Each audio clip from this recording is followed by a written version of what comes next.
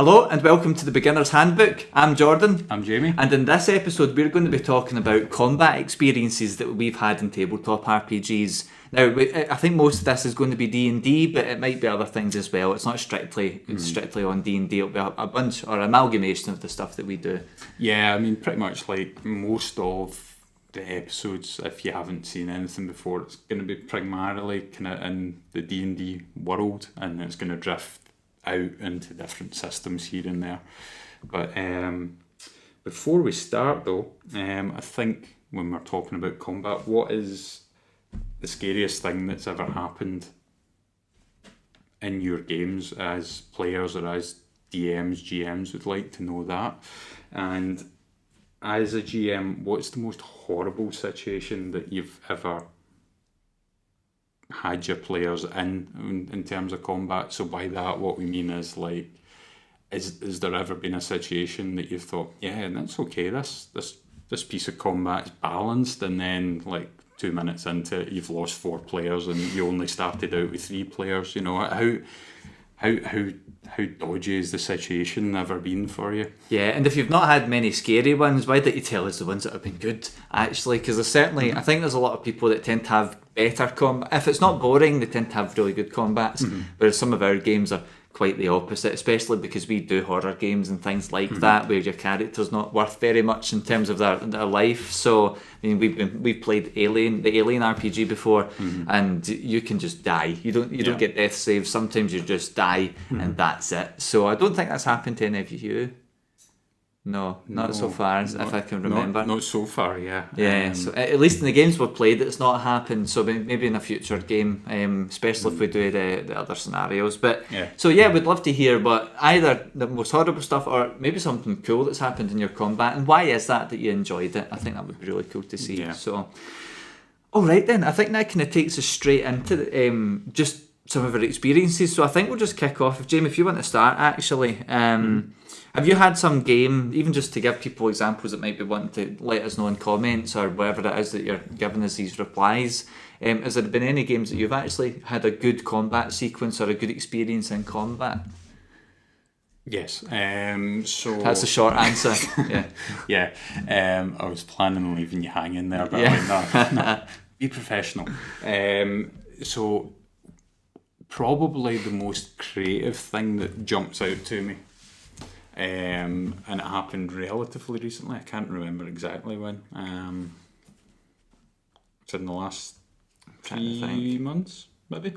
Yeah, probably.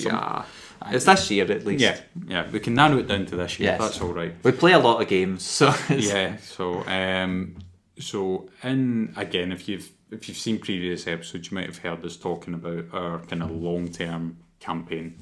So it was during that, and everything's kind of going the way that you expect. So you starting out the game, and you're kind of carrying on from the last one, and you're sort of exploring and kind of, figuring out with new bits of information, where to kind of take your different lines of inquiry and things. So we're going about and we're doing that, and as usual for us, you start to feel the kind of threat build up throughout the game of potential combat kind of lurking, and as it's get closer and closer and closer and closer, and then eventually it's right, everybody roll initiative. Oh, right, okay, here we go. So everybody starts getting ready, starts doing that, and then as we do it, so maybe the second or the third round in, the DM, who's the author, again, if you've listened to previous episodes, you can track that through and figure out who that is, maybe. I can't remember exactly the kind of situation, whether it was a spell or whether it was somebody triggered the trap or whatever it was. And then what he done is he went, right, okay, right, Jamie, Jordan, swap character sheets. And then at that point we're both going, what? Yeah, I was playing a barbarian for like 2 years at this point, and it's like, go take a spellcaster. I'm like, oh god. Yeah. And as well, that is the other thing. So the character that I was playing at that point, I'd only been playing... Oh, that's right. It was newer, wasn't he? This was maybe the second game or third game. Was it as new as that? Oh my God, Yeah, that does ring a bell. So for me, I'm kind of trying to get used to this new character who's, what were we at that point, level 7, level 8? Yeah. Well, you were one ahead. Yeah, I think it was 8. Yeah, you got rewarded for killing me. It was worth it. Previous episodes, it was totally worth it. Player versus player, I think it's covered extensively in that. So going from learning this new character to then having to get rid of that character sheet to then pick up another character that you sort of know, because at that point Jordan's character had been in the game for kind of 1.5 to 2 years, so you're used to what's happening from the other side of the table. So I was kind of okay with what I was doing, just a quick check, right, that is mechanically how that works, that's mechanically how this works, okay. So getting into it was kind of not a huge challenge, but it was still surprising actually. I thought I would have been able to pick it up a lot quicker, but it was amazing how it kind of threw that stumbling block in. But anyway, so somebody else's turn and you're reading away and you're trying to make sure that you're kind of as up to speed as you can, because the difference for me now at this point is I've went from character's only 2 games old. Okay, I've not built up a huge attachment yet. Whereas when you get handed somebody else's character and then you know that they've been playing them for 1.5 years or longer, you're going, oh no, do I want this responsibility? I don't think I do. So anyway, so we all managed to get through the combat at the end of it. Nobody died, which was maybe a bit surprising, because I think everyone quite tight at parts. Yeah. So that was ideal, the best outcome that we could have hoped for. So the thing with that, and we've kind of peppered wee bits of it there as I've been talking, but the thing that was really, really interesting about that, and why that was enjoyable as well as a wee touch scary here and there, was because you were jumping into the unknown. And again, although you know each other's characters because you're there and you're playing the same game and you're doing whatever attack, and the other person's seeing it, you're not actually physically there studying it and trying to figure out what the best combinations of attacks, or strategically when the best time to kind of duck out for a bit and try get a health potion down your neck and then into something else. So it put you behind the 8 ball, because you're having to learn something new and all that sort of stuff, as well as the fact that you've got a little kind of break, albeit I was only 2 games in with that character, so I was already on a break, but you're doing something different from what you normally do, so it's a good chance to kind of refresh, and not that I'm saying that you find the characters stale or anything, but it gives you that chance to kind of dust off the cobwebs a little bit and then get back into it. Yeah. Do you know what? Something I thought was cool about it, other than the fact that it was a very standalone experience in the middle of combat, being switching character sheets. I mean, I was playing a barbarian, and it's not a particularly difficult class, but the difference between a barbarian and, say, the wizard, which, I think we a bard or a wizard? A bard at this point. Yeah, I must be a bard. I'm mixing up with someone else's game. But the thing is, a lot of your stuff, I think it was easy to see. I played bards and I play a lot of games. I think I play 3 or 4 a week or something at the moment. I hope that might taper out a bit. Let's hope it doesn't go more, because it's already a lot. So I play a lot of stuff, so at least I was somewhat familiar. I was doing a lot of Googling, but what was great is your spells are on your character sheet, whereas the barbarian stuff is very much like, it's almost like feats in Pathfinder, and I don't, because I just learn them as I play it, and I've played this guy for so long, most of this wasn't on my sheet, so it's like I'm sending Jamie frantic messages like, this is it, this and this. But what I really liked about it is the same reason I love the Alien RPG when it comes to stress, and it's when you play the Alien RPG and characters get stressed, it means you get more D60s to use in your dice pool. But that helps you. but the more stress dice you get, the more at risk you are at panicking. And the player gets to simulate that stress as they're picking up like 12d6, and half of them are stress dice. And for me, in that switch between the character sheets, it just made me go, "This is flaming awesome!" Because I was just like, "Oh crap!" And I was in like a panic mode. Not really, but I was in that state of mind where I'm frantically doing stuff. I'm no longer strategizing because our characters, even after 2 games, we'd built up enough sequences beforehand to kind of know where people should go. Whereas in that sequence, it was like, I think I was hanging off of a ladder from like an airship or something like that, and I was shooting spells or something, because I was like, I can't go down. No, that was after. Oh, was it after? That was after, yeah. But it's still, I was kind of making the decision, I'm going, I can't do that because this might hurt his cat. And then I'm kind of going, well, what would this character do now? Because I think we'd clarified with the GM, like, what is it? You know, do we know that we're switched bodies, or are we supposed to be playing as each other's guys? Was basically it. So I tried to get into that mindset. Yeah, so narratively, what was going on was that, and again, I can't remember like mechanically how it happened, but Jordan's character was hallucinating / dreaming / under the illusion that he was my character, but my character wasn't under that illusion, so that's why we done the swap. Well, from what I remember was there was a spell that basically switched consciousness. That was this whole psychic thing. But then, regardless, we get sheet switches, and oh man, it was crazy. But it's weird because you were saying like, hold on to my guy, you don't want this guy to die. For me, I was like, if my guy dies, he dies, and I don't. It was weird. It was kind of because I'm sitting. I think because I was so distracted with this other character, with all this stuff on it, I was like, It was so. I've just never had that in a game, and I've played for 5 or 6 years. You know. I mean, I suppose it's the kind of thing like if you let somebody borrow your car just for picking something mundane, and they go out and they scratch it. Yeah, you're going to be upset, but in your head you go, "Well, I didn't do it. It's not my fault." I wouldn't do it if I was my car. I'd be like, I'm not giving you my flaming car again.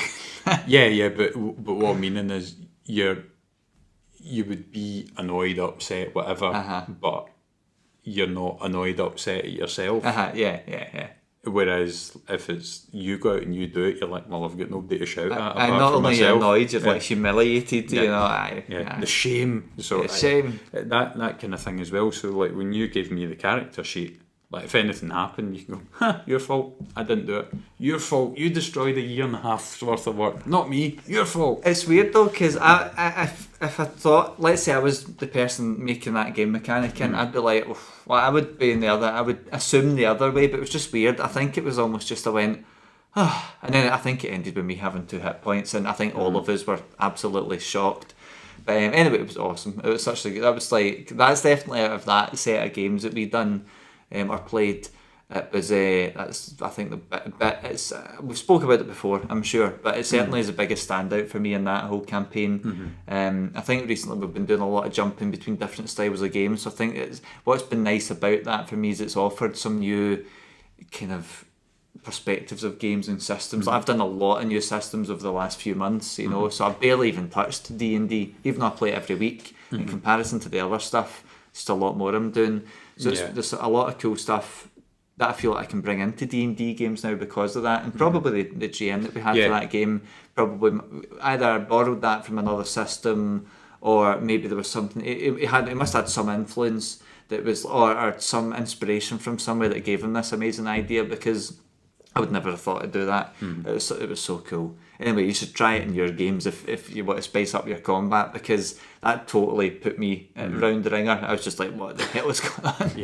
Yeah, and literally one of the things was that you've got the stress and responsibility for somebody else's character. And again, although I was still a bit concerned about my character, you know, being with you, side, even though that you didn't have that in the reverse as much, but yeah, it certainly switches things up a bit, doesn't it? Yeah, and I think the reason I probably wasn't so bothered is I I probably would have thought, well, what else would have I done in the same... Do you know what I mean? I basically, for context, I was right up in the front, if I remember right. I was surrounded and all sorts. So basically, it was looking pretty grim. So, I mean, even if you died, it would have been a case where it's like, well, it was going to happen anyway. Yeah. So maybe that's why that kicked in. So, but whereas for your character, I think it was a wee bit less so, because he went right up in the middle. Yeah. And I was aware of that. I'm like, oh my god, if I kill his guy that he just died, you know, like 2 games ago, and if I kill him... And I think I'd killed you previously. Yeah. So, again, go watch player versus player if you haven't seen that. So, you'd literally done me in like 2 games ago. I physically killed his character with my character. So NPC. I was playing an NPC. Yeah. So I mean, rather than I played his character and got his character killed, I literally killed his character as another character. Yep. Man, it was brutal. And then 2 games later, he's got the power of life and death over the character again. It's not my fault, man. You speak to the GM about that, and I'll ask him to give me some more of that, because it was awesome. I was just going, wow, I get to play a character that can kill PCs and there's no kickback from it. Well, maybe I'll find out in a year's time when we start playing it again and that baddie comes back. Oh no, wait, I think your guy came back as a zombie, so it has been a bit of a problem actually. Yeah, again, to be covered in future episodes. Yeah, anyway. We don't know how that's going to pan out, because that was the kind of... I think that's where we finished just about. Pretty much, so. But anyway, we won't go down that rabbit hole, because I could talk about that whole campaign. I could go on for hours. But I think one of the examples I've got then, and I'll leave this one... I'll maybe start with this one, because it's dead short. I think I've spoken about this before, but if I've not, I'll maybe say it now. I've done so much D&D and things, and there's other systems I'd love to play. Like, I've played a bit of Pathfinder, but would love to do more, because I love the flexibility of the system. Well, we'll see when I play it, if that actually is still what I believe. But I come, as you probably know if you're listening, I come from a horror background when it comes to RPGs, and actually done app development, game development and stuff, so mechanically I understand mechanics and stuff, and I quite like them. So with like some of the games I enjoy the most, it's probably horror games and combat in horror games. One, because goddamn D&D takes forever sometimes, but so will Pathfinder, I imagine, even though I said I want to play it. But a lot of the game systems that I've really enjoyed is stuff that's more investigative in nature, but when combat comes up, it's like it feels different. It hits very different than D&D does. I find a lot of the time people, even if you set up an awesome combat experience, it's like, cool, let's get 8 hours rest and get our hit points back and we're fine, as if it never happened. And that's fine, because you want players to get back in and do cool stuff. But for me, like, I get a bit, especially more recently, I find D&D a wee bit stagnant sometimes with D&D, not in combat with D&D, sorry. So for me, and maybe that's partly the way that people run the games, maybe it's just my mindset playing, because I've just played so much D&D, and I've got other games that I'd prefer to play at the moment, just because I've just bought a bunch of stuff. But one of the ones for me, it might not be that recent, but there was a Cthulhu game we done, same GM as the Dwarf game we were speaking about, but we were doing Call of Cthulhu, and another thing similar actually, I suppose, to that point about switching characters. We had it was a Dreamlands themed game, but it was purist for those who play Cthulhu, meaning you've not got any of your cool feats from a pulp game, or a pulp character I should say. Anyway, so there was a bunch of stuff happened and it was really cool. We ended up switching to another world at one point, and we get given new characters. So what it meant was, within any dramatic or combat sequences in either side, we had to switch up the kind of tactics we were using, because in the Dreamlands world we had Pulp Cthulhu characters, meaning we had access to good spells, much more resilient in combat, much more options in combat, different abilities to use your luck points, really, really cool. But when you go to Purist, you've got to hard reset your approach with combat, because, I mean, you can take 2 hits if you're lucky. Well, if you're lucky. Yeah, depending on your hit points, you'd take 2 hits and go down in Cthulhu Purist. So, but basically what happened at the end of one of the games, we'd switched to Pulp and came back again, and then we were in the real world with our Purist characters, and then there was this whole King in Yellow theme going on. My guy get possessed by him, and then combat ensued. I actually don't know how long combat was, because I was only really in it for like 1 round, and I think by 1 round I mean 2 turns, because I think I got to go first, basically I had to kill the players. Weirdly, I get put back in that position again where I had to kill you. So I've just realised it seems to be a theme. That's the third time I think the guys put me in for that. So I think it was just the kind of cold deadness behind your eyes when you were doing it, you know, the kind of psychopathic traits that are there. Maybe. So I mean, that's, well, do you know what? I do quite enjoy it. It's quite fun because tell you what, I know how to play these games, so I know how to kill people. I think that's maybe part of it. But so anyway, I think I tried to kill you and I missed, and you just turned around and just no, that's what it was. It was one turn because I went to attack Jamie, and in Call of Cthulhu you can fight or dodge, fight back or dodge if you're attacked with a melee attack. And you'd opted to fight back, so it just turned around and clobbered me with I think used some luck as well to actually pass the check, and ended up getting extreme success with a wrench. Yeah. What that means is Cthulhu in Cthulhu is max damage for a blunt weapon, which is what he was using, and that was literally more than my hit points in one hit. I think it was either exactly or a couple points over my max. He did 11 and I had 9, I remember, and I was like, guys, 2 seconds, I was checking the book. It's like checking the book, 2 seconds, because I wanted to see what this meant. So if it was what I was thinking, I was really excited for it, and I wanted to make sure it happened if it was right. And what it was it was an instant kill, just turned around and clobbered me, and it's like, crunch, you're dead, basically. I was like, what is going on in this game, man? It's crazy. So it was so cool, and sure, it's not the same thing we spoke about with that other combat where it was quite intricate and maybe well thought out and designed from a mechanical perspective, but that's something that I really enjoy about horror games in particular, where combat is very, if you're engaging in it, high risk, high reward sometimes. But for me, it was like, the reason it was so good was it started off like we thought we were actually finishing the game, and it's like the thing get twisted on us, and I was possessed. And then once again, I had to kill my fellow PCs. So I'm sitting going, oh, I'm really sorry about this, roll the dice. But then Jamie turned it round on me again. Surprise wrench. Do you know, it was kind of like, it's like a pinball machine where you bounce off the little pin to the kind of wobbly bits that ring when you hit them. It's like, pinged, I get possessed, I went to kill you, and you ping me back again. Well, actually, just flat out killed me. It was just bouncing around stuff. It was crazy turns, and if you think of it like a movie, it's like crazy plot twist turned around, brutal execution. You know, oh man, it was crazy. I just loved it so much. It's just it's what I like about a good combat, fast, brutal, realistic as well. I quite like that. D&D can be like that as well, but you know your characters are quite resilient, so I tend not to feel, as a player in D&D, I don't feel a lot of risk in D&D, especially not for the standard games. The dwarf ones may be a bit different, but most games I kind of wander into them, kind of sleepwalk into them. It's like you tend to survive, you know, at least at the lower levels. But with the Cthulhu game, I was like high strung from the point I was possessed. I'm going, I could literally, if I'm lucky, kill 2 PCs within a couple turns, like depending, because I was quite strong, and you just reversed that and totally clobbered my brains out all over the floor. So it was awesome. I just loved it. It's just that I love that sort of stuff. Yeah, it was. How was that for you? Were you just like, oh Christ, it's gonna kill me again? No, when it happened, hand on heart, genuinely, all I meant to do was incapacitate you. I didn't quite mean to completely incapacitate you. So when I done it, and I went, ha! Oh dear.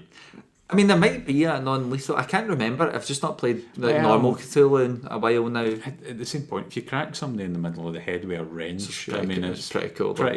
It's not exactly non-lethal, is it? It's quite permanent, I think.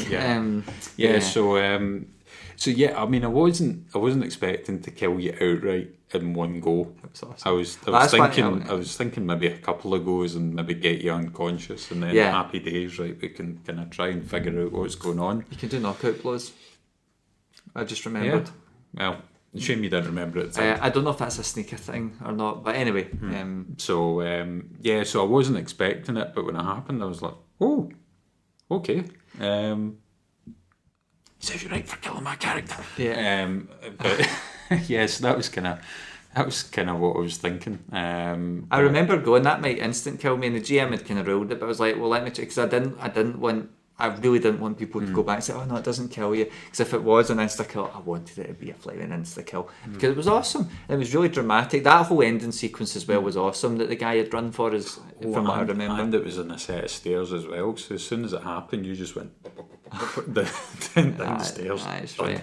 Gone. So good. But then you'll probably, if you've listened to this before, you know that I like brutal combat. When I do D&D combat, especially with some of the other games that I've run, I quite often use the crunchy crit rule, which is max damage, and then you basically roll your normal damage dice, and that's all. You don't add your modifiers, because you take the max damage by default, and then you re-roll all the damage dice, similar to what you do in Cthulhu when you get an extreme success with a kind of sharper impaling weapon. What it does in Cthulhu is max damage and a reroll, and that's basically what I do in D&D as well.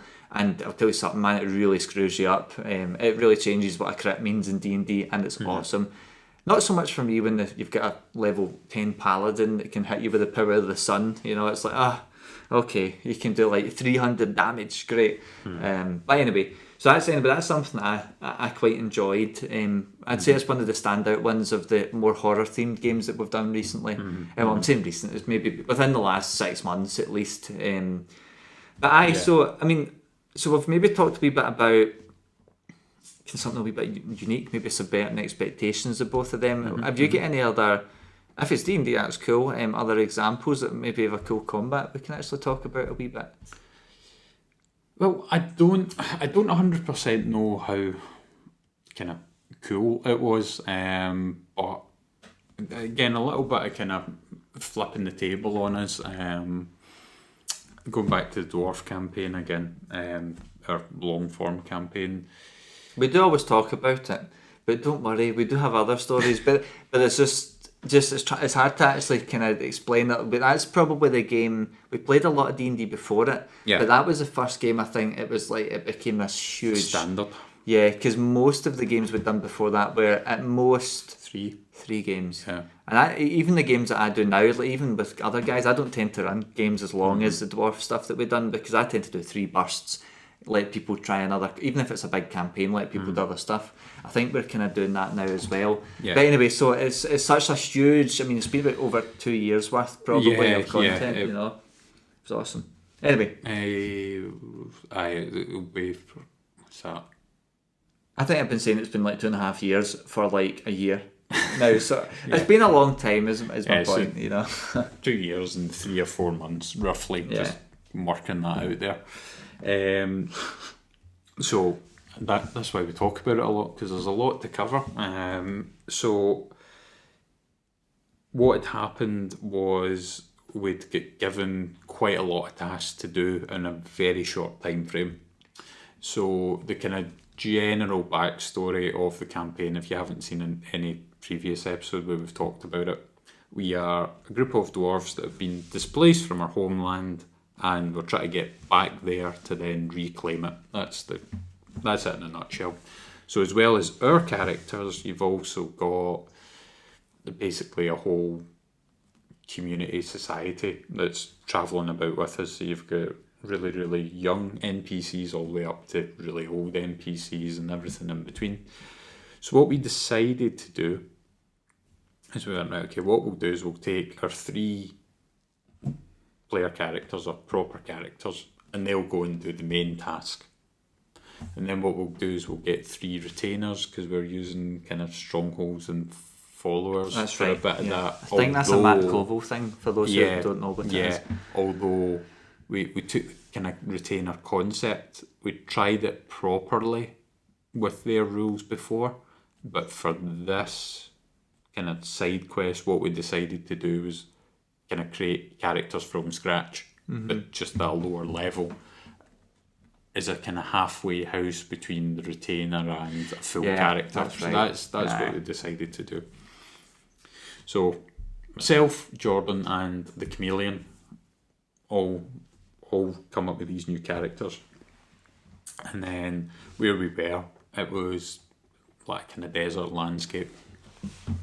So before we went out, we talked to one of the NPCs there who was going to be our guide and navigate our way through the desert. So that was fine. We started going through, and lo and behold, as we start moving through the desert, figures appear on the horizon. Oh, I wonder who they are. And then as we're riding along, and we were on camels, just that is important to the story later on. They start kind of drifting towards us a bit more, and it's right, okay, we're going to have to encounter them at some point. And then when they get kind of just kind of uncomfortably close, like people appear up and out the sand, I think, from memory. Oh, that's right. It's like, there was like a sand trap or something, or people hiding underground, basically. Yeah. So basically, the way it worked is if the guide was in position 1, the furthest forward, and then if you were position 2, the chameleon was position 3, and I was position 4. So we were kind of split up in a line, and with a kind of decent bit of distance between us. So I playing the chubby dwarf Algernon, I think. Was that? Yes, that you were. Guy? Yes, I did like Algernon. Yes. Never went back to him, but I enjoyed him. Yeah. Well, again, kind of that story totally changed, but again, different episode. Aye. So we're split up in this line. So when the trap appeared, the guide was kind of nowhere within any of the enemies that appeared. I think you were position 2. You were kind of sort of close, and the chameleon had maybe 1 or 2 people around them. I, on the other hand, at this point had... That's right, you were right at the back. Had sort of maybe 3 or 4, but there was this other group that was coming over, and from it appearing as if there was only 1 person there, it was, oh no, there's another, oh no, actually there's like about 8 people. So anyway, so the combat starts happening, and the people in the trap that were there start knocking off a lot of damage, to the point that the guide, who's played the DM was in control of, goes, do you know what? And then just starts going into the desert, like, bye, see you later. I think I might have done that too, because... Yeah, well the thing is, once the guide went, everybody kind of went, what? Oh, bye, and then like you went, and then the chameleon managed to kind of get rid of whoever was closest to him, and then he went. So then all of a sudden I went from having kind of a couple of people to deal with to, wait a minute, there's now like 10 people that are working towards me. So I kind of managed to get rid of 1 or 2 or whatever, as I'm trying to go forward and make as much progress as I can. But I very, very, very quickly work out, because I had to stay in the same position and fight, and I couldn't make the progress, that there was no way I was getting out of this. And I went, I am going to be surrounded, and I am going to have to take on 8 to 10 people. I am not making it out of this, and I'm a goner, and for however long the game continues to be played for, I am going to be a spectator and not a participant. That is, I've resigned myself to my fate. So these are completely new characters, similar in kind of situation to the character swap that we talked about earlier on, but rather than being semi-familiar and swapping, everybody was completely new with these characters. So luckily enough, I had a bit of thinking time, so I went, right, okay, I'm going to continue to make progress to the traitors that have just abandoned me, and hopefully after I die, they'll die. Is kind of that was all my plan was at this point.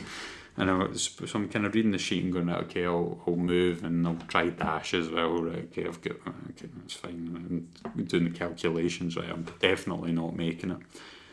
And then going through, so I was playing a cleric, and a Tempest cleric, for anybody who wants to know the subclass. And I looked through, and I can't remember exactly the spell, but I looked and I went, I think it's Thunder Wave. Yeah. So I see that I'd picked that, and I went, oh, hang on.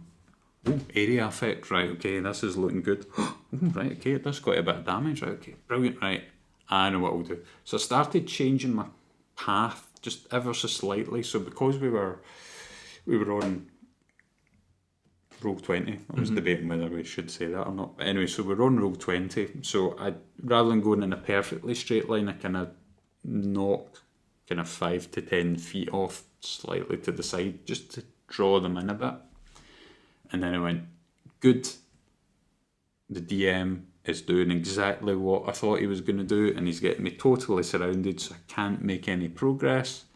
That's fine. And then waited, and I waited, and I waited. Then I went, bang, thunderwave, there we go. And he went, are you sure? And I went, yeah, I'm going to do that. I'm going to do that. So I do it, and the rolls were phenomenal. I think I think it was about 10, it might have been slightly less or slightly more, but through doing that, there was only 3 of them still standing.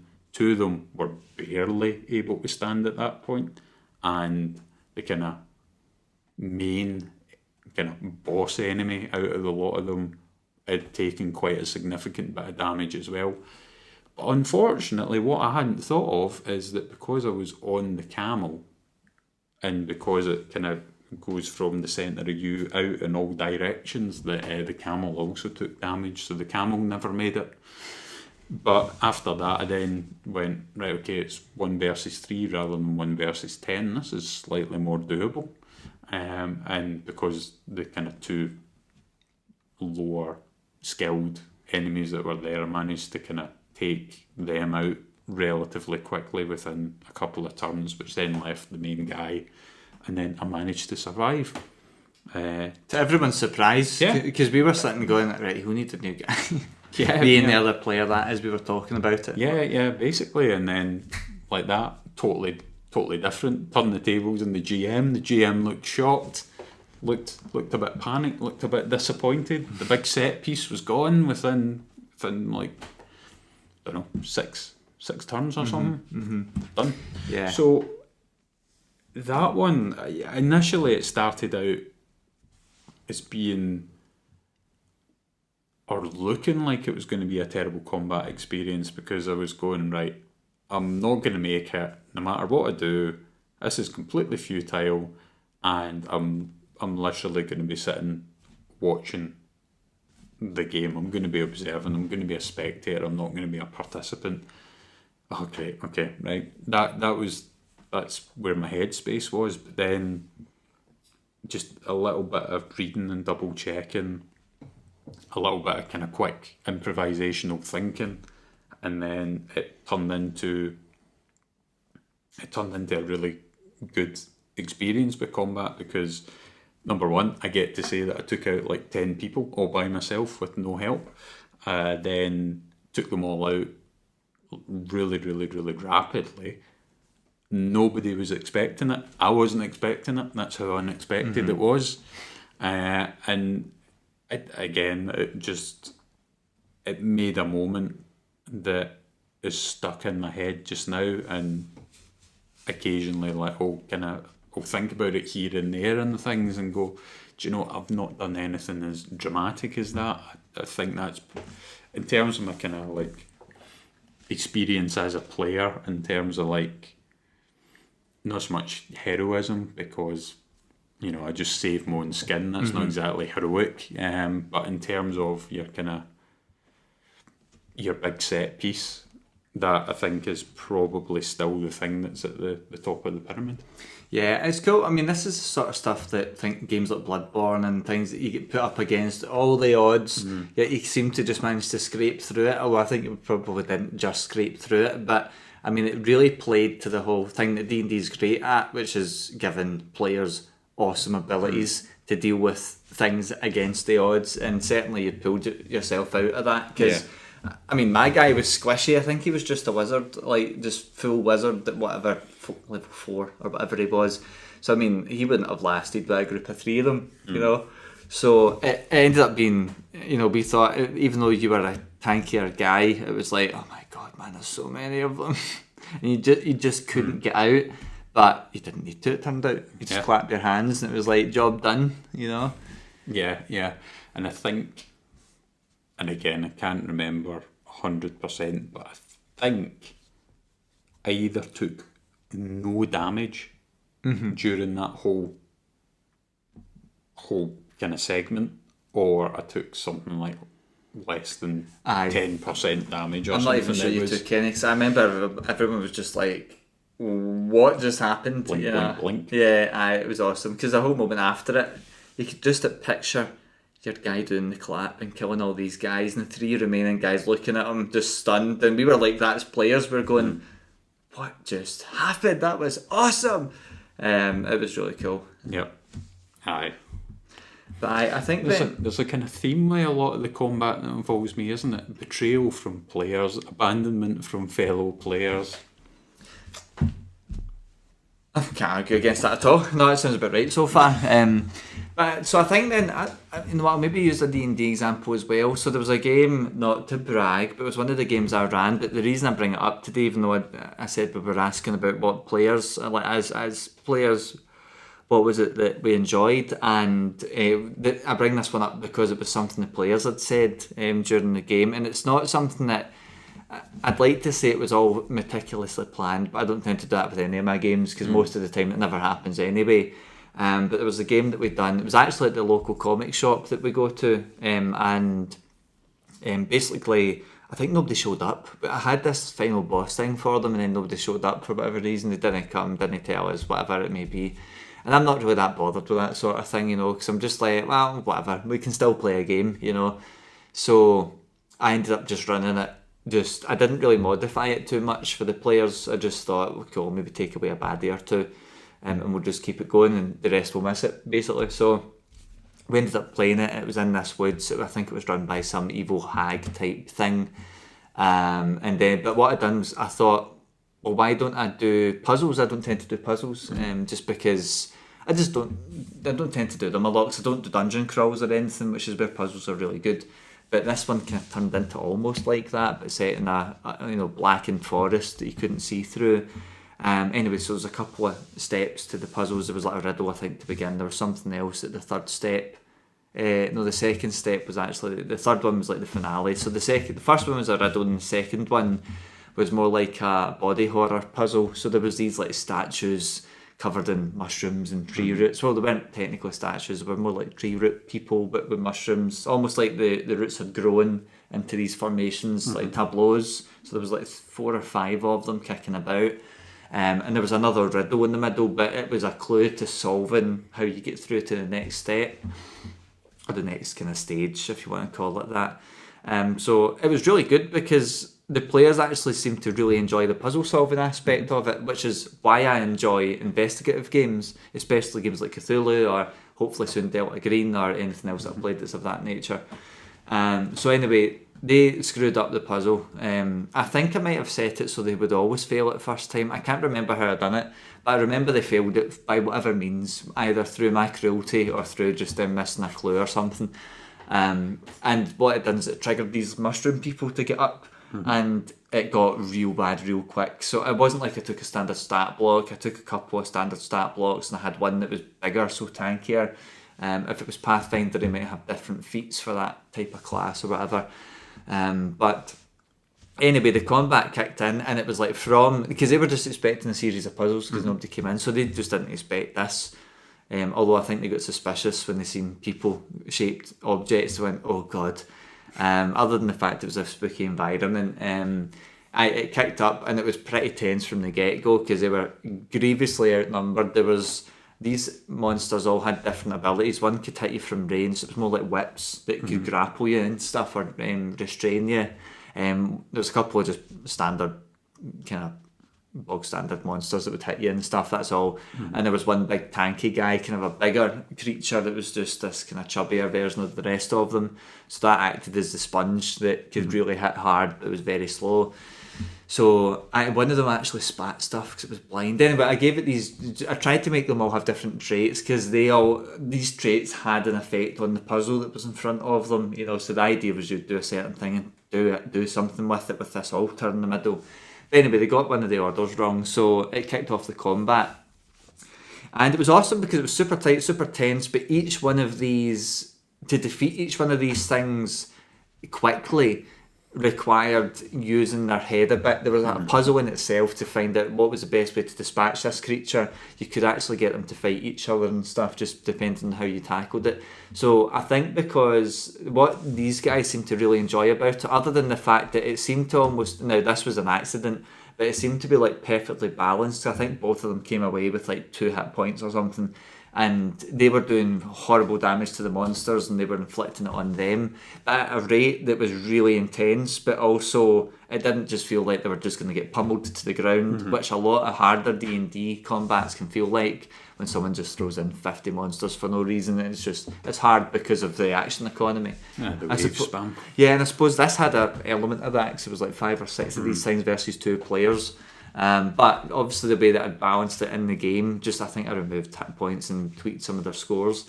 But they felt like on the knife's edge the whole time, and I think the only reason they got out of it was through really clever kind of tactics. So they were trying their best to do manoeuvres like flanking. They were tripping things up, like the fat guy. I think the chubbier monster, they tripped up and stuff, so it had to use half of its movement to get up a lot. So they were doing things like that, like grease I think was used quite a lot. So it meant that thing could never get close in a reasonable time frame. So they were doing a lot of really clever things to get the advantage on the creatures, which were basically dumb grunts, really. But for them, what they loved about it the most, other than the fact that they got to use these little unique things to exploit a weakness in the creature, they had the inherent puzzle of what they were trying to solve anyway. So there was a lot of problem solving, and their combat was rewarded by them figuring out some of this real time, and they seem to really enjoy that about it. And that's something like I enjoy, like in games as well. Certainly, if I spoke about Bloodborne a minute ago, a lot of the monsters or bosses in that have phases. So you get to the end of a phase and then there's something else you've got to exploit. You fight Father Gascoigne or Gascoigne, or whatever you pronounce his name. I think fire does him in. No, it's probably lightning, I think, is his weakness at first. Maybe he's not got one at first, but when he goes into beast form, it's fire, So you can flex these different and adapt your tactics based on what's happening in the game. Yeah. And obviously, partly by design and partly by chance, that particular combat with the mushroom folk seemed to have, there were more tree folk, I suppose, but it had that element of phases to it, but also puzzle solving allowed players to do new things and exploit weaknesses they wouldn't have otherwise done. Probably would have died without doing it. So they seem to really, really enjoy that aspect of it. And I had a blast doing it because I thought these guys are screwed, and then they were killing me, and I'm going, oh my god, this is all they're going to do it, and I wasn't holding back. They had a blast, and I had a blast as well, even though there ended up only being 2 of us. But it was great. It was a really good game. It's one of the combat from that group of folk that stands out that I've done for them. Other than maybe the other games that some of us have done, or I've done with just a couple of them. Out of the D&D ones I've done with that group, that's the one that stands out the most, because the players seem to really, at first they're just like, oh my god, this sucks, and then they started figuring out things were clicking and falling into place, and you could see that kind of goals achievement thing kicking off in their brain. It was awesome. Just they were so engaged with it the whole game. It was a lot of fun. So certainly I think that element of puzzle solving during combat was something that really elevated that. I think more so than what the previous combats with that group had.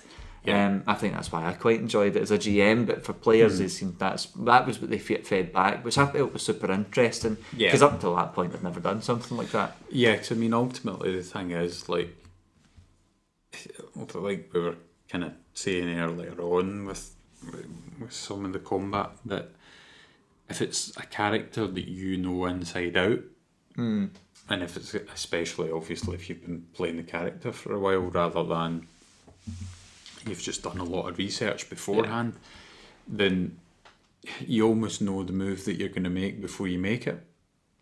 Whereas if you're throwing in a puzzle, you might know how you're going to attack somebody, or you might know how you're going to try and avoid an attack or whatever, but if you've got puzzle elements in amongst it, then you're keeping the person's kind of thinking and problem solving part of their brain active and working their way through, which means that, fingers crossed, you don't run into kind of combat that becomes a slog, and also it makes it memorable because it's a bit different, and there's a mental achievement to it as well as the physical achievement of your character making it through.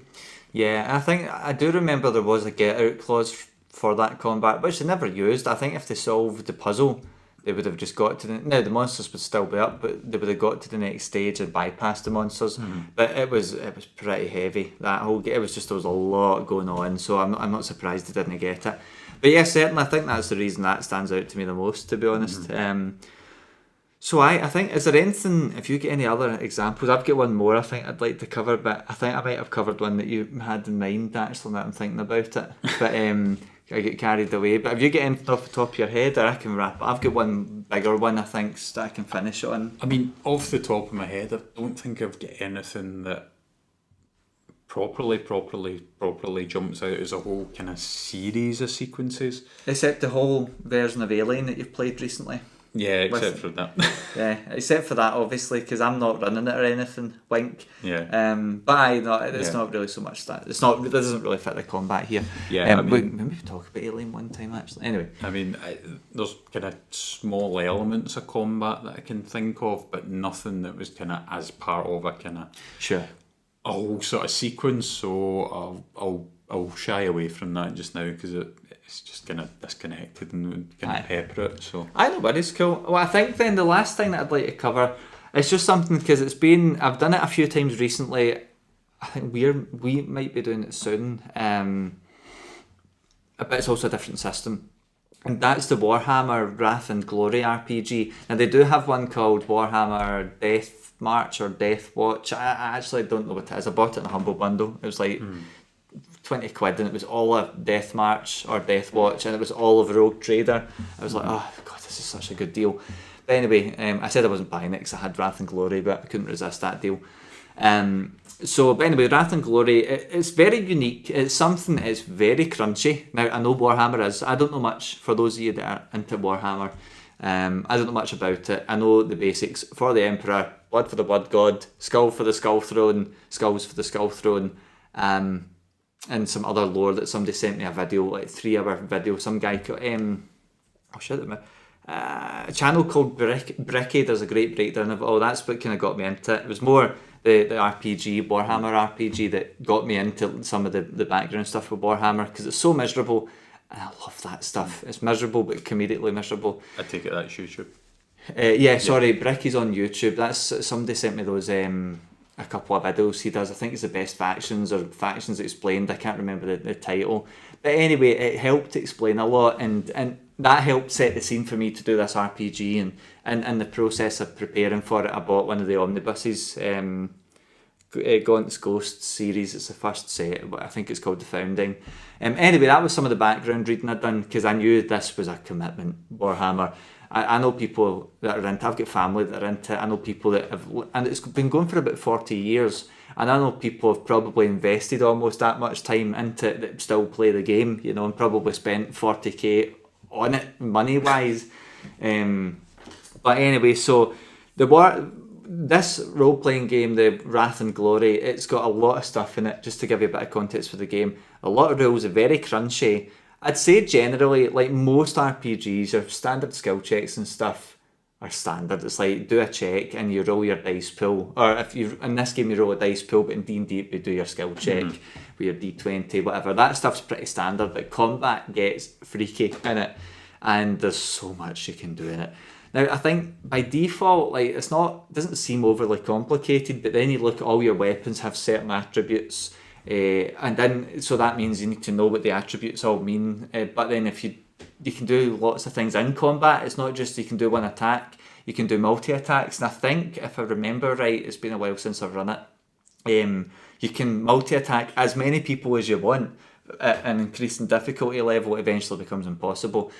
But you don't just need to attack. You could do multiple actions in a turn. You could be like, go and push open a door and make a multi-attack if I've got that right.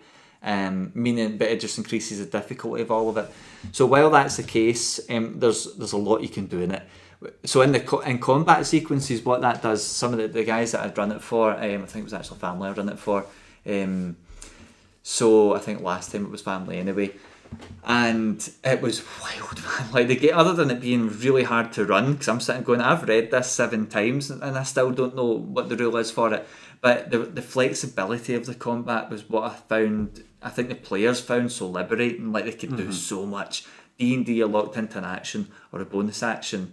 Pathfinder's a bit better in that regard, I think, because you've got 3 actions, although sure, a move is an action, and raising a shield is an action, and doing an attack is an action, but at least you've got 3 free kind of points to spend on your actions, whereas D&D is very much, if you've not got this time for it, you can't use it. If it's a bonus action, you can't use it as a bonus action, even though it would make sense to do that. That's just the rules. I know you can homebrew it, but that's not the point. With Wrath and Glory, you can do whatever the hell you want, basically, with the penalty of harder checks. So it's really cool, and it's definitely really free. I found it a lot of fun as a GM because people were just doing stuff. I'm throwing like 30 people at these 2 players, and they're killing them. Like, they're slicing them completely to bits, especially because Wrath and Glory has really good rules around mobs. And basically I think the rule of thumb, at least the way I see it, is if it's a bunch of the same group of guys, shove them into a mob, it makes it easier for you to manage. It means if the mob sucks, they've got a better chance of, or if these individual characters wouldn't be able to hurt a PC, if you put them in a mob, they can, but they'll also be taken down quicker by players. So it's a good way to let you get the edge, but balance it out. Yeah, because otherwise, like, some guys might not be able to go through somebody's armor class, or the D&D equivalent of armor class, but a group of them might. I think that's how it works anyway. So it's really cool because of that flexibility, and the players had a total blast, and I found it really interesting from a GM's perspective, because most games are very rigid when it comes to rules. Especially with combat, and not for bad reasons. It's because, well, you need to balance the game, so it's really cool. But the thing what really stands out for me in Wrath and Glory is the Wrath and Glory points that you get to spend, 2 separate pools. For those of you who don't, I'm not going to break it down because there's a lot of info in this game, but Glory points is effectively a team pool of points you get to spend. It gives you guys a bunch of stuff that you can do. You can jump in front of the initiative order before baddies, you can do a whole bunch. There's more you can do with that, but I'll come back to it. Wrath points let you re-roll failed dice, meaning if you're in the middle of combat and you're just rolling like total crap, which happens some games, you can spend a Wrath point and say, let me re-roll all that. You can, and you'll earn Wrath as you play the game if you work towards your guys' goals and stuff, or kind of narrative goals rather than the stars without numbers version of leveling up goals. You can be awarded points during the game, so you can be spending all these things. There's a lot of tools in your tool belt to make that game interesting at the expense of the GM sanity. But so that's really cool. The re-rolling dice works really well because it lets you do a lot of stuff with it. But Glory is really, really interesting. You do have critical hits and Wrath criticals and stuff, but I'm not going into that. They basically make it really cool. Other than combat being completely visceral with critical injuries or critical attacks, you can like bisect people all the time. You yourself as a player can be bisected. It happened multiple times to one of my players walking around with no arm. It was okay in Warhammer for some reason, but in another game you'd just die. But in this game he's getting blown to bits. But it really suits the Warhammer world, and if you're into Warhammer, that's a big plus as far as I can tell. The Glory points is what's really, really cool, and the reason I've picked this, other than just this massive context I've just gave you for the game, Glory points let players do stuff that I've not seen another game do, maybe with the exception of maybe Star Trek can do it. There's a couple of games, a lot of newer systems are using Threat, and they're using something else. I can't think of anything else, but Threat is in Star Trek that gives the GM kind of attacks against the player, events against the player. We use Momentum and Threat. Momentum's the other one, that's right. Basically the same thing, but Momentum is your version of it. Threat is the GM's counter the GM's, to it. So that's exactly it. Cult uses GM moves which he accrues, or he or she or they accrue over certain criteria. All the pronouns now. Yeah, it's better to be inclusive. But in Wrath and Glory, the GM gets Ruin, and Ruin is what I can use to make some nasty stuff go on. But anyway, that's like the counter to players' Glory, and what Glory lets you do in the game. And this is the thing that I think I've not seen. I can't think of any games that let you do it as part of the system. GMs might allow for cool stuff, but this game, it has a rule built in for it. And Glory you can use to enhance critical hits. You can do something else with it. I can't remember, there's so much in this game. But the thing that's really cool, which the player's done, and I was just like, this is so awesome, is you can do something, I can't remember the term they use in the game, but you can insert a narrative element to the game. The players can suggest it. Now, sure, it's within reason by what the GMs, if they allow it and stuff. But I think the way that game's set up is it's about have fun with it, make it really cool. And I don't think many GMs, unless it's completely game breaking, they're going to allow it. But in the event that the players were doing, we were doing the graveyard shift. Maybe I shouldn't say this because you're going to play it. I'm going to say it anyway. I could just leave. I'll cut you out. I'll edit you out. But basically, the Graveyard Shift, a free game that Cubicle 7 released. It's a free PDF scenario. We play. I think it's about 3 or 4 sessions out games that I've done for it. I've ran, so it's well worth getting, and it's a perfect introduction to Warhammer and the system. But they were down at one of the taverns that's there, and they were trying to find someone there, and basically they kicked off a fight. One of them, I think they heard something they considered heresy, and they just turned around and melted the guy. Anyway, it kicked in a full bar brawl, and there was like 20 people in this bar brawl, so I was like, okay, I need to put a couple of mob bosses, and etc. But one of them's like, come and spend the glories. Is there any moonshine nearby? Because it's in a bar, can we shoot the moonshine to blow up one of the mobs? And I was like, well, they're going to spend glory. So I was like, that makes a lot of sense to me, so sure. So they ended up shooting that, and they totally wiped out a mob, and most of the mob at least, in like one blow. Then the mob ended up running away. They failed the morale check. So, but that's what I loved about that particular game. That particular combat mechanic, well, it's not just combat, it's even outside of combat, but using that glory in combat, it allowed for, I never even thought about blowing up moonshine, but the players made this sequence way cooler than it would have been if it was just me doing it. But actually the game system allowed for this really unique way for players to insert these little creative elements. We've spoke about role-playing games being collaborative, or being collaborative storytellers is the phrase that we tend to use. But this game actually encourages it at a very low level, where people can be asking and really collaborating at a different level, which was really cool. It's a very fresh thing. I've never really seen games do it. Maybe that's just I'm not looking at the right games, but it was really cool. So that particularly stands out, rather than the combat, other than the freedom the players had in combat and the pure chaos that they unleashed. I thought they'd be dead with 20 folk on them. No, they weren't. They totally kicked their ass. But the glory points and actually inserting these narrative experiences was really cool. And I know technically GMs, if someone says, is this here? The GM might go, that's cool. Yes, it's there.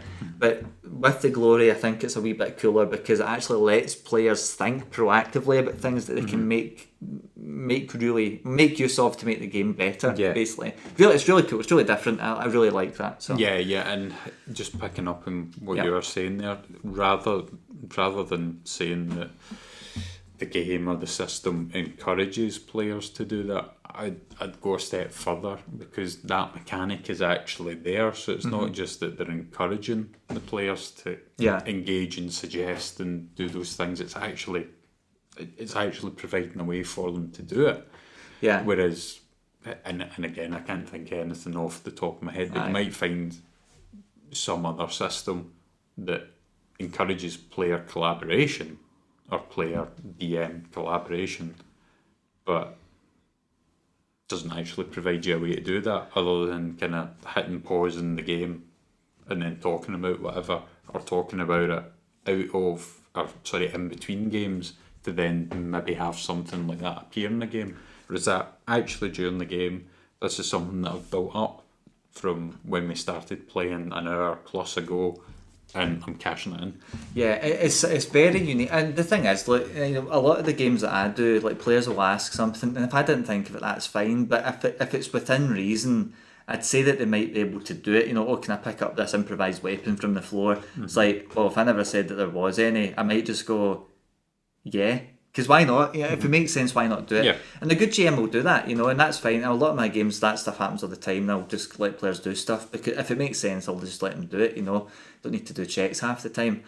But this game actually, especially because we speak about the collaborating, but having it as part of combat, like using the glory points and really, not enforcing, but really kind of giving players that control over a game that they probably don't know that they have. I think a lot of the time, players probably have more control than they realise sometimes. It's, at least in my games, because I want them to do stuff that's cool to make my games better, because most of my notes are like half a page of A4 at the very most. So because I know that's not good, most of it's not going to happen. But with this game, it's like players can just have an idea and go, I want to do that, you know. And if they spend a glory, assuming they've got glory, which is quite easy to get in Wrath and Glory, because it doesn't matter what you need to get. It's quite easy to accrue. So especially if you make players do lots of checks. So I mean, they can just have a cool idea, use a glory point, and you go aye or nah, or you negotiate a wee bit and bring it out to make it more reasonable. But it's really cool. It's such a unique thing, and it just made all the combats in that game so much more interesting, at least for us who were learning the game as we play it. Yeah. You know, if we get around to playing it as well, it's very much this part of the pitch is going to be we're learning this game, so I'm going to be reading the rule book a lot. But it's very unique, and especially what's nice is it does what D&D does really well, which is play to the player's power fantasy quite a lot. It's definitely much more brutal than D&D, but that doesn't mean that you're more likely to die, even though you probably are, but maybe not by a lot.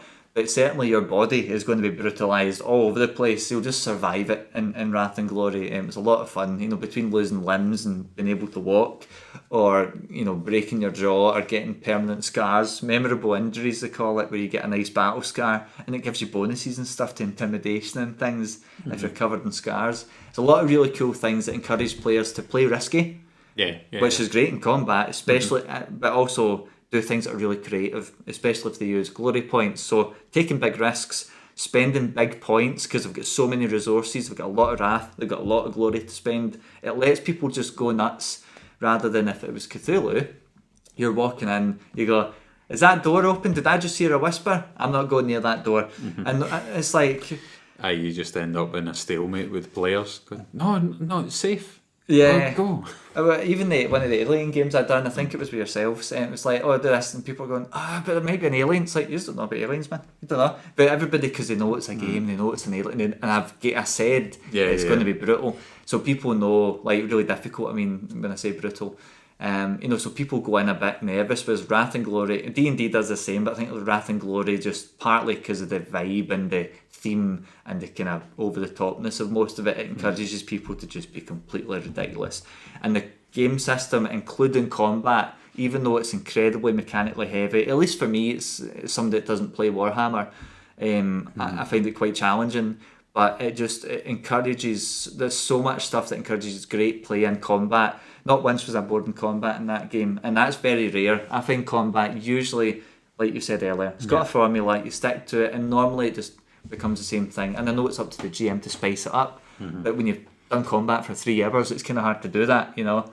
Whereas with Wrath and Glory, people can be spending glory to do all these things to make it unique and fun. And it was just such a great experience overall. So that's just the thing I'd like to finish on, really. It's just a new game system, very fresh perspective. It's helped me with games that I've done going forward, especially with ways to try and, without making players sound like they're running the game, just trying to tease out little things that can make the game more memorable or interesting, or keep the pace going, which some of the glory stuff that you can do, it keeps the pace of combat going, which is, I think, sometimes a problem with longer form combat sequences. But anyway, so I think that's really it from me. So I think we'll maybe just tie it off there, because I could go on for so much longer. But definitely one of the things we'd like to do a future episode is either talk about maybe bad combat sequences, and then maybe from that either spin out or just integrate it into actually making a good combat sequences. Because in this episode we've spoke about things that we have really liked about the combat. It's certain combat stuff that we've done. I've spoke about in the past, or at least in other episodes, about how I'm not that. I enjoy combat, but it's something that's a kind of love-hate thing sometimes, and there's a lot of bad experiences I've had with it when I've been playing it. Whereas this was a nice one to talk about the stuff that's really good. So some of this we might cover in an episode about how to actually make an interesting combat sequence. But that will come at a later date, and we don't know when that is yet, but we'll give it to you at some point once we have a time to think about it and weigh up how to make it good and what to avoid. So I think, other than that, I think I'd just like to throw the question back before we wrap up. So at the beginning we asked, we're going to ask you again, has this conversation spurred any of your ideas yet? Have you had a game that's either been really brutal? Have you had a combat sequence that's been memorable for whatever reason, whether that be positive or negative, either as a player or a GM? We'd love to hear some of it, because this is some of our positive experiences. Especially, at least all of these ones are memorable, and even the ones I forgot, as soon as Jamie started speaking about them, they came back. You know? So we'd love to hear it from your side. Yep, yeah, that's exactly it. And you can do that if you're listening or watching on YouTube. There's the comments down below there. We've also got Facebook, and we've got Twitter there as well. There's Discord as well, so you can fire something in there, or be trendy and do that on Instagram. Yeah, just to top off with that, add to that, because I forget half the social media stuff. But we've also got, maybe put it in the description on YouTube and things, we've got a link tree now. We've got a lot of podcast places we're on now. There's more than I can remember. So we'll find a way, in whatever platform you're looking at this on, we'll find somewhere. If you get a preferred platform, you'll get access to it somewhere. So you'll be seeing that in episodes. If it's not already done, by now you'll start to see it from this episode onwards. So alrighty, well, I think then, thanks again for listening and or watching. I would recommend you do both, so because why not? But anyway, thanks again, and it's bye from me. And bye from me as well.